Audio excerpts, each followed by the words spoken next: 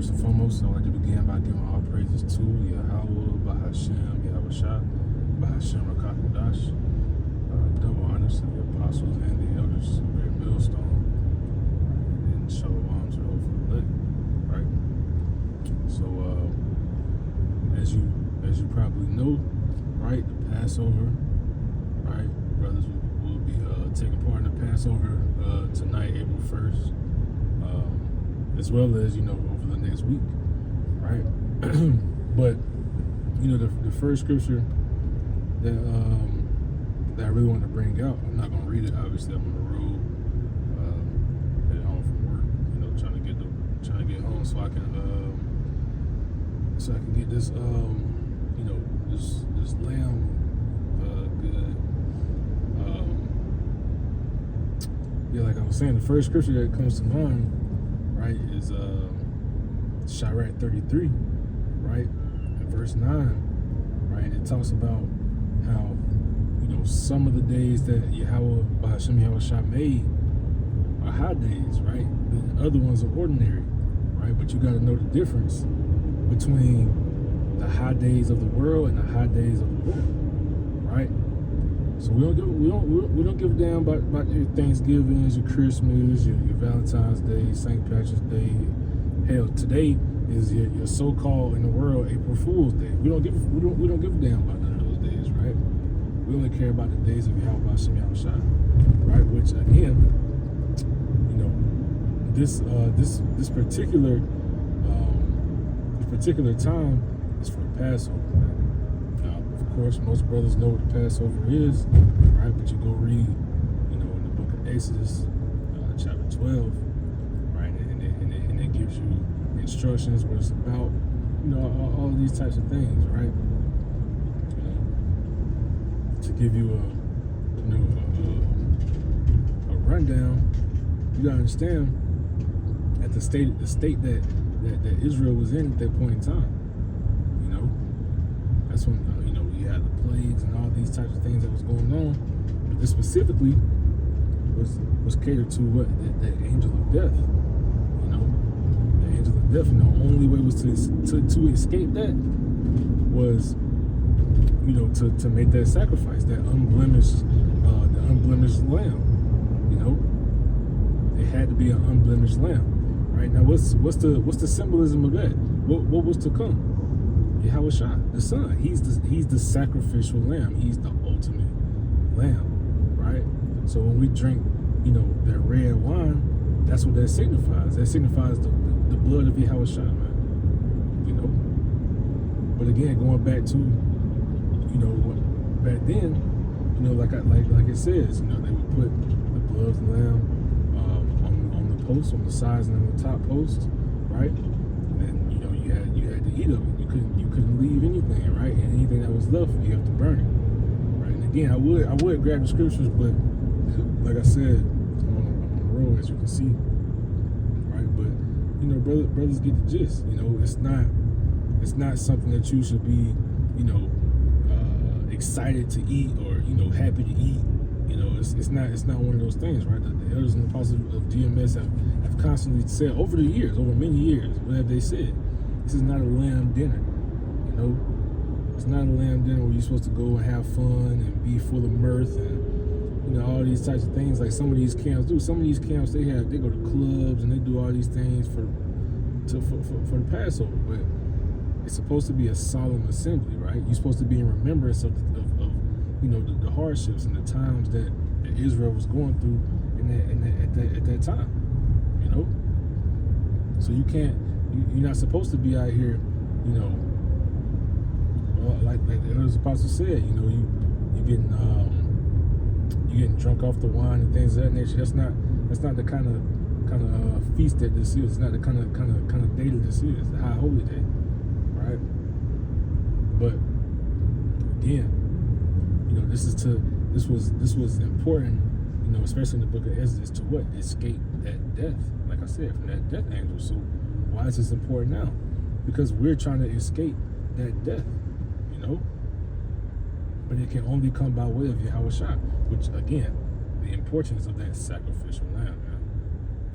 Because without Yahushua,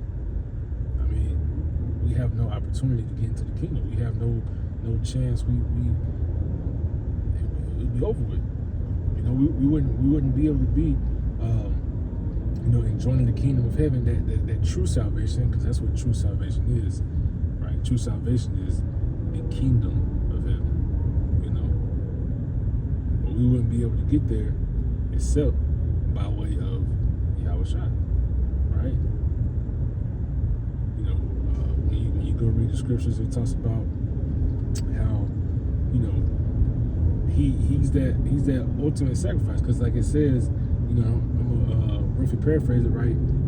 He's the one who needed not daily to offer up, sacrifices, but at one time he did what? He was the official sacrificial lamb for all of Israel. So that way, through him, we may have an entrance, right? To do what? Escape that death. We want to escape that death, because believe it or not, it's a lot of dead people walking around, man. Like some of the elders say, you got the living dead. Those who matter of fact, to roughly paraphrase, right? Let me get past this intro.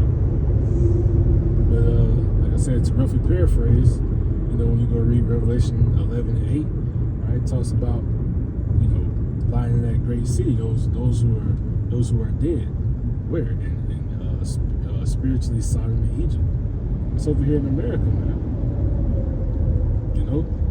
These people they're dead. But again, we want to escape that, right? When you go into Ezekiel, the book of Ezekiel, it talks about the valley of dry bones, right? They're all dead. They haven't escaped that death, because it's up to the Most High to quicken us, right? To bring us out of that death, right? Yahweh Shah had to handpick us. That's why it says in John 15, I have chosen you. You have not chosen me, right? Roughly paraphrasing. We didn't choose Yahweh Shah, right? He chose us from the foundation of the earth, right? That's why the scriptures constantly talk about those who have been preordained and things of that nature. But again, I'm just kind of giving like a short commentary on, again, the importance of the Passover, right? So you gotta have your lamb, right? You gotta have your bitter herbs, and you gotta have your unleavened bread. Like the small hatters, they have a feast and they have a big dinner, and they be adding a bunch of extra shit that the scriptures didn't tell you to add. The scriptures told you to get bitter herbs, your lamb, and your unleavened bread. And the unleavened bread got to be that way for the next week, like I said. Oh, well, I didn't say that, but it has to be. You can't be eating unleavened bread for a week, or you have to eat unleavened. You get what I'm saying, though. You can't have leaven. You can't have leaven for a week. It's like it, right? But yeah, that sacrificial lamb, Yahushua, you can't diminish the importance of what he did for Israel. Because when you really sit and think about it, when you really think about the things that he went through, the things that he put on the line for his people, you won't be in that spirit of mirth for too long. He talks about that in the book of Ecclesiastes, right? It's better to go to the house of mourning, right? Or also in the book of Ecclesiastes, with much rough paraphrasing, when you gain knowledge, you also gain sorrow, right? Because you realize what exactly Yahweh Shah did for just so that you may have an interest into the kingdom. Because again, we are only saved through the not only, but we're saved through the grace of Yahweh Shem Yahshua. And I say not only because, faith without works is dead being alone. So that's really what I mean. It's not only by faith, right, but by grace, because that grace is that's that mercy that Yahweh Shem Yahshua has given to Israel. You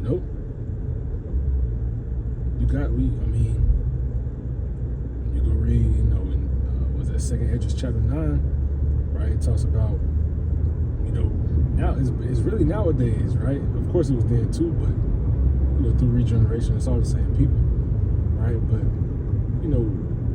it says while they had yet liberty, so while people can do what they do, they can move freely, do as they please, right? They don't reverence, they don't remember who Yahweh Shem Yahshua is, that you have to fear him, right? The things that he can do, like the scriptures tell you, to the Lord belongs the issues of death.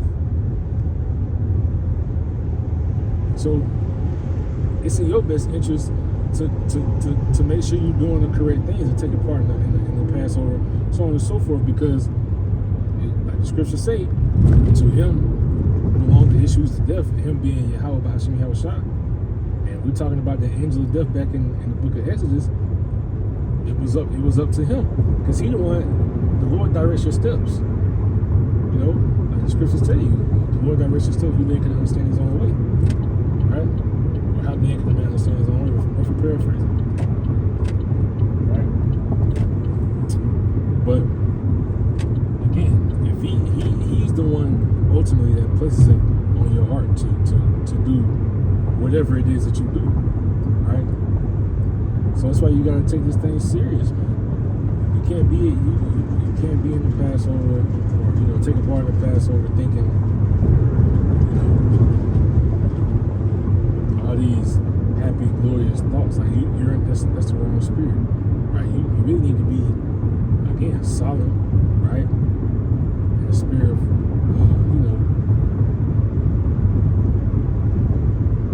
like stoicism. You shouldn't be having all these happy, go-lucky emotions. You should be meditating on the sacrifice and things of that nature. Things that Yahweh Shem Yahshua has done. But I don't really want to ramble too much. Like I said, on the road, I can't really read the scriptures, but make sure I did something. Definitely gonna be watching, some brothers' live streams.